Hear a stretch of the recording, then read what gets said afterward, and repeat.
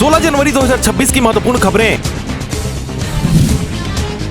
India New Zealand T20 match छात्रों के लिए आज से टिकट बिक्री। रायपुर इंडोर स्टेडियम में 800 रुपए में मिलेगी। 2000 वाली टिकटें 6 मिनट में बिकी। 3500 रुपए वाली अनसोल्ड। भिलाई में जैद खान को नुकसान पहुंचाने की कोशिश। सतनामी समाज के अध्यक्ष बोले, राड लेकर जैद खान पहुंचा युवक, कार्रवाई की मांग। राजनांदगांव में पकड़ाया 1.46 करोड़ का अवैध धान। महाराष्ट्र से आ रहे 6 बड़े ट्रकों को पकड़ा। अवैध धान खपाने की थी प्लानिंग। 10 पर केस दर्ज।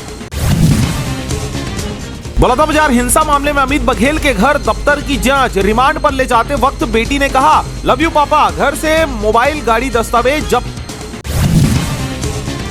छत्तीसगढ़ में शादी का रजिस्ट्रेशन जरूरी। 7 दिनों में बनेगा मैरिज सर्टिफिकेट। फर्जी शादी, बाल विवाह पर लगेगी रोक। जानिए फीस और पूरी प्रक्रिया।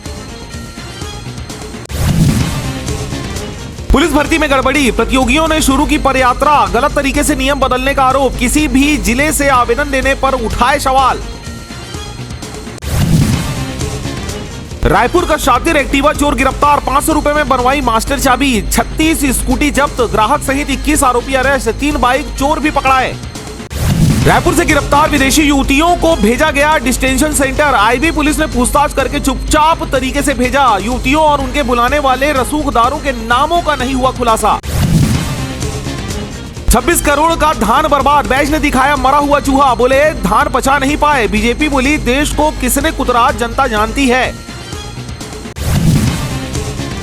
रायपुर में 5 लाख लोगों ने गाया वंदे मातरम। राष्ट्रीय गीत के 150वीं वर्षगांठ पर आयोजन। 3000 स्कूल और कॉलेज के स्टूडेंट हुए शामिल।